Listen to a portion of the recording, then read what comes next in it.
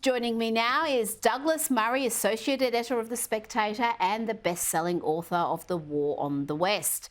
Douglas, the UK is about to get a new, supposedly conservative PM, but will they leave the same legacy as their predecessors? You argue that after 12 years of Tory rule, a left-wing agenda continues unabated. Yes, that's right, Rita. We just learned this week that the RAF, the Air Force of the UK's military, has stopped recruiting white men. Just take a second for that to sink in. They've stopped recruiting white men. Why? Because they've got quotas that they have imposed upon themselves, which mean they've got to double the number of women in the RAF in the next 10 years and also double the number of ethnic minorities.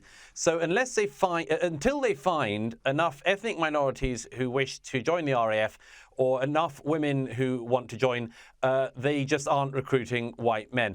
And you see, the thing that's so striking about this is that once again, as this came out in the UK this week, the head of the RAF and the head of the armed forces defended this. They said this is absolutely right.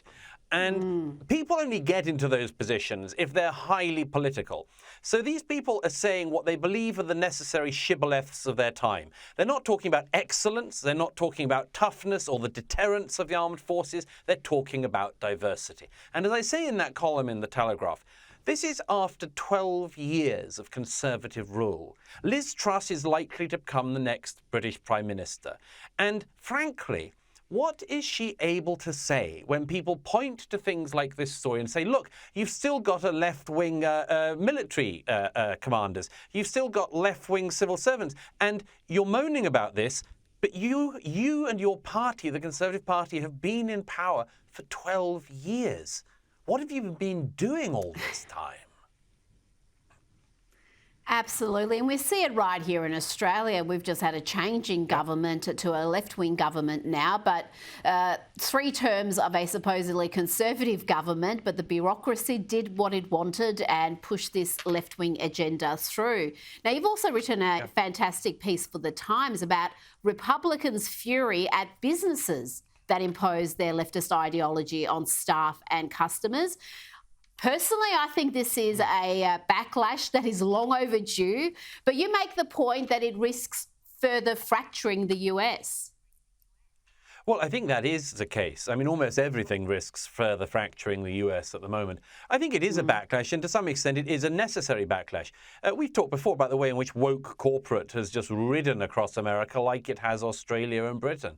The way in which companies have just all got on board with the same agenda of the era. And in America, of course, there are politicians like Ron DeSantis in Florida and like Glenn Youngkin in Virginia who have been pushing back against this because of course, if corporations are going to become highly political, then, maybe both sides should just have their own companies and their own entertainment industries and their own states and much more. And I do think that is where the US is going to a great extent. We've seen that with media. We've seen it with to a great extent with the migration within the country to more sympathetic political states. But I do think that it's likely at the end of this that, well, yes, people are going to bank with a conservative bank and bank with a left-wing bank and much more. I don't think it's a healthy sign, but I think it may be an inevitable one. Well, I do see that argument put forward constantly amongst Conservatives that don't spend your money with organisations that hate you and hate your values. And we have seen this leftist agenda really push through the corporate world. And they haven't really paid a price for that. They haven't paid a price for basically, mocking half the country. And now they are. And Disney being a prime example of an organisation, a corporation that's paid a fairly steep price for taking on Ron DeSantis and his conservative agenda.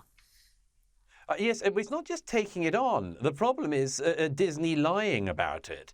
I mean, that's the problem with Disney's intervention in politics. They didn't just criticize Ron DeSantis. They decided to lie about what he was doing and then criticize him.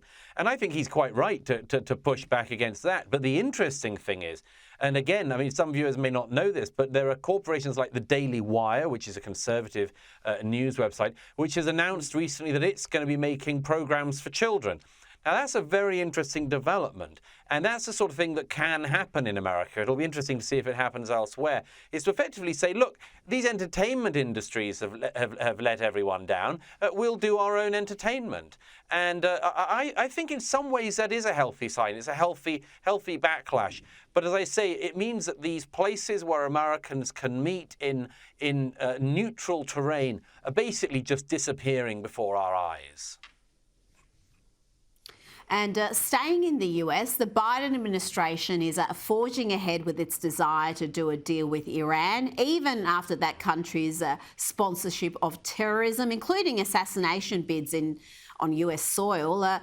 Iran is a self-declared foe of the United States and its allies, and one has been for decades since the Islamic Revolution. I remember being forced to chant "Death to America" when I was in school in Tehran. Why are the Democrats hell-bent on doing a deal that emboldens and enriches Iran? It is extraordinary, you know. There used to be a 3-strike rule in America with criminal justice. Of course, we're way past that now. But look at the 3 things that Iran was linked to just in the last couple of weeks. Last week, of course, just before we spoke last, Rita, there was the attack on the novelist Salman Rushdie in New York State, the result of 33 years of incitement and calling for the death of Salman Rushdie and putting a bounty on his head by the Iranian government, the Ayatollahs of Iran. We also saw last week more news emerge of the assassination attempt plotted by the Iranian Revolutionary Guard inside America against former Secretary of State Mike Pompeo and former National Security Advisor John Bolton. The Iranians were trying to kill 2 former senior American officials. And just earlier in the month, we saw another attempt by the Iranians to kill one of their most prominent critics in the US, a very brilliant, young, brave Iranian-born woman who now lives in America and who you've had on the program before. A gunman was found outside her house a few weeks ago. Now, that's just 3 times in a month. But the Biden administration seems, nevertheless, to try to be sort of cleaning this over. They don't identify this particularly as a foe. Why? Because they're desperate to get back into the Iran nuclear deal. Desperate because, of course, Trump pulled out of it. Biden said before he was elected president he was desperate to get back into the deal, and he's made it a sort of signature policy of his. But it means that the Americans are simultaneously trying to woo the Iranians at the same time as the Iranians are trying to kill Americans on American soil and British novelists and dissidents. And I think this is an extraordinarily humiliating position for the United States government to be in. Thank you so much for joining me tonight, Douglas Murray. Great pleasure as always. Thanks, Rita.